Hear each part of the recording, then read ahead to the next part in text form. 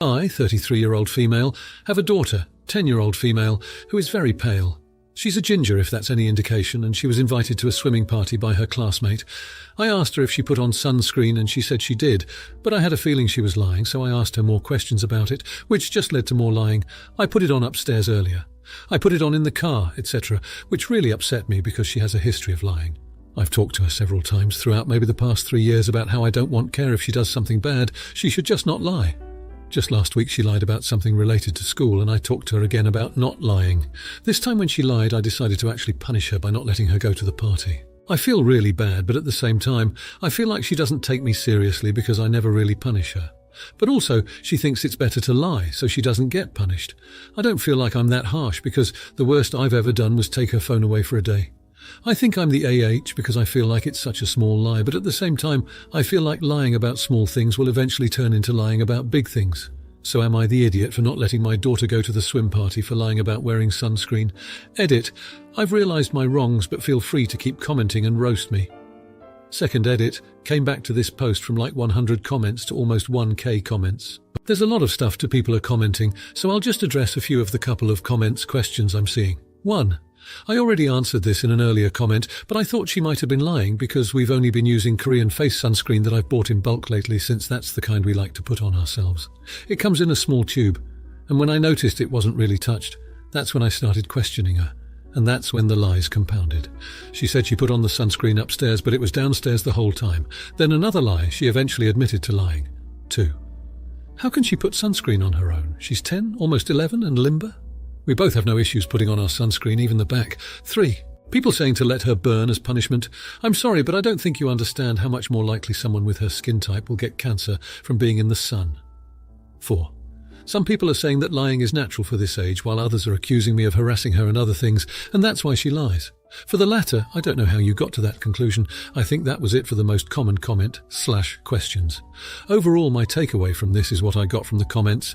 Be proactive instead of reactive when it comes to situations like this.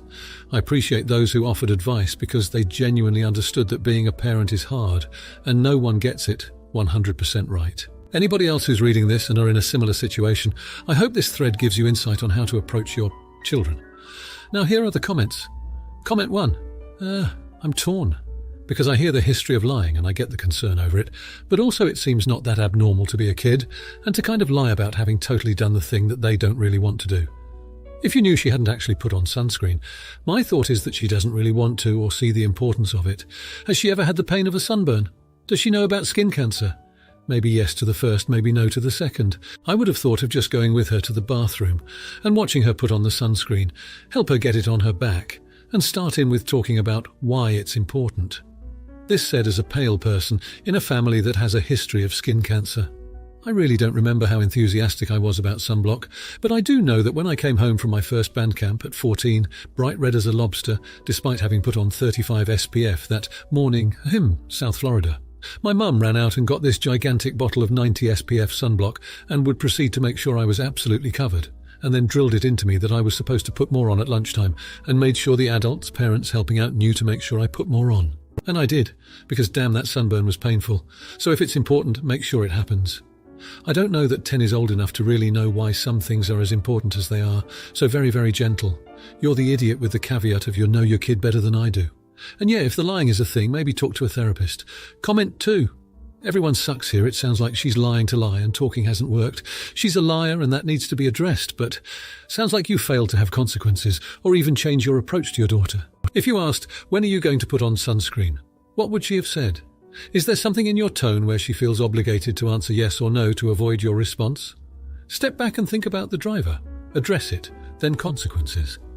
But she committed to the party. The people bought food and favours assuming she'd be there. I don't think it's the right punishment. No TV/phone/computer would have been a fine first step, so would writing about why sunscreen is important. Comment 3. Family of gingers here. At 10, I doubt she has the ability to properly apply sunscreen, especially to her back, ears, etc. It is your job as her parent to facilitate applying sunscreen, not try to catch her in a lie. If she went to the party without sunscreen, nor a sun protection suit in, she will face the consequences of a possibly severe sunburn. It will hurt. Let her face natural consequences and perhaps get some more freckles. Also, small tubes of sunscreen are not easy for children to use. The spray sunscreen or the colour-changing ones are more likely to be embraced by her. Buy the poor child a sunsuit. Now for the next story. I, 25-year-old female, have a daughter, 8-year-old female. I had her when I was very young and her father was never in the picture. My older sister, 34-year-old female, and her husband, 39-year-old male, have helped me a lot. Raising my daughter alone and going to college would have been impossible without them. My sister is a stay-at-home mum, Sayem, and my brother-in-law, BL, is quite wealthy due to his family business. They pay for my daughter to go to the same private school as their kids, 11-year-old male, 8-year-old female and 6-year-old female. It's very expensive, but my brother-in-law can afford it, and I'm very grateful to them for giving my daughter more opportunities. I recently got married and my husband, 36-year-old male, has 3 daughters, 12, 9 and 7.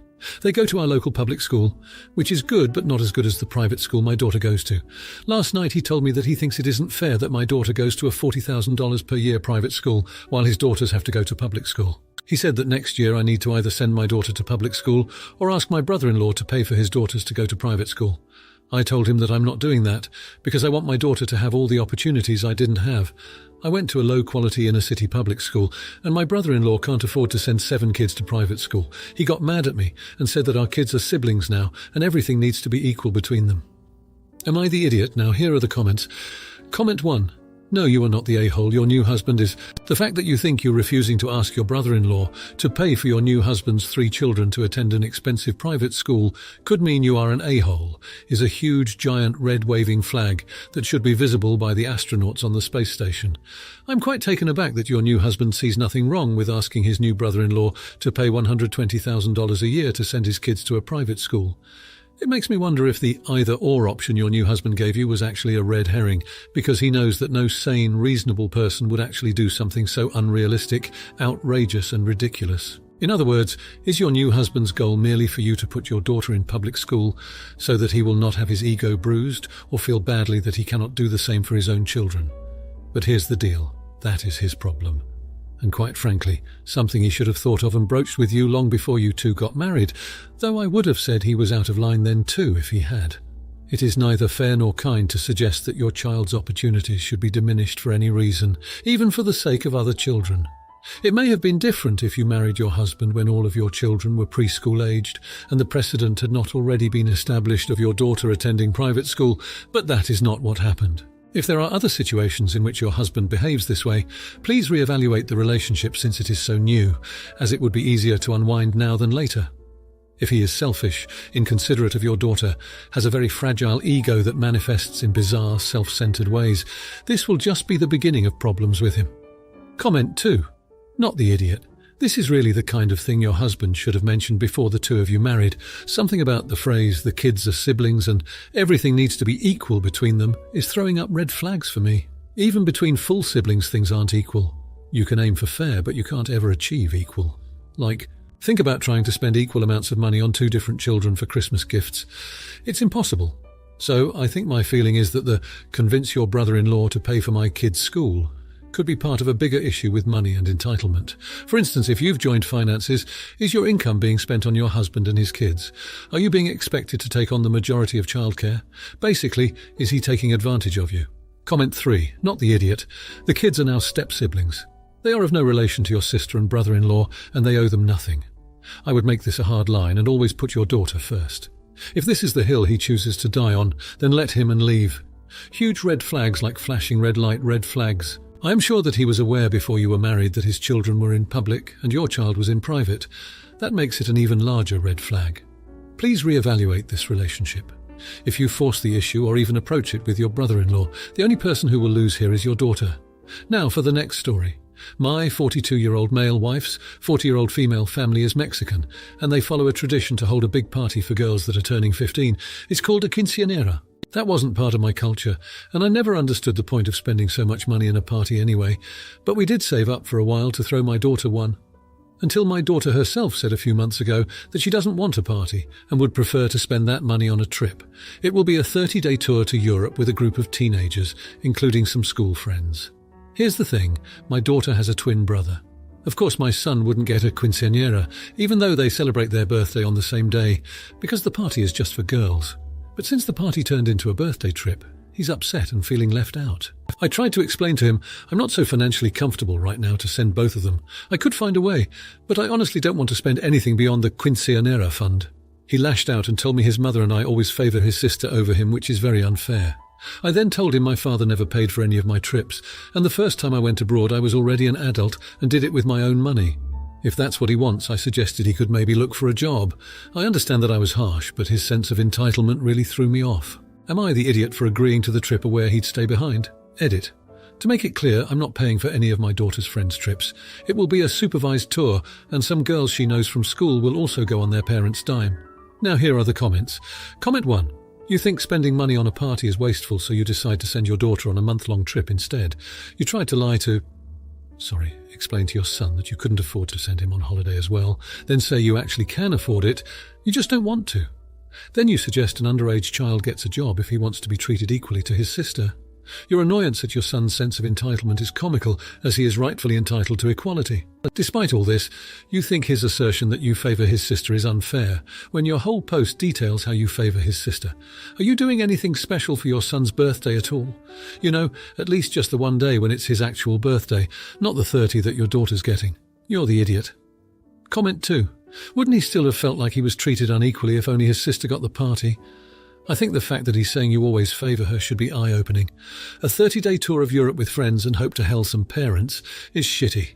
That's an insanely long time free to be travelling while her brother is at home feeling unloved. Maybe culturally it might have been okay to only throw your daughter a party, because at least your son could enjoy the party too somewhat. But changing it to a once-in-a-lifetime trip for only one kid feels extra shitty. You're the idiot. Comment 3. You're the idiot. Yeah, big time. Giving one kid an extended vacation to Europe while the other kid gets nothing is cruel, especially for something arbitrary like turning 15 because he also turned 15. It's not entitled to want to be treated the same as a twin sibling by his own parents. This is step 1 of possibly causing an irreparable relationship with your son. Delay the trip until the funds are enough to include him on the trip. Or better yet, cut the trip to 15 days so both can go and he can bring a few friends too. If you like this video, you'll probably like these too. Also, while you're here, please consider subscribing. It's your support that keeps this channel alive and allows me to make better and longer videos. Have a great day.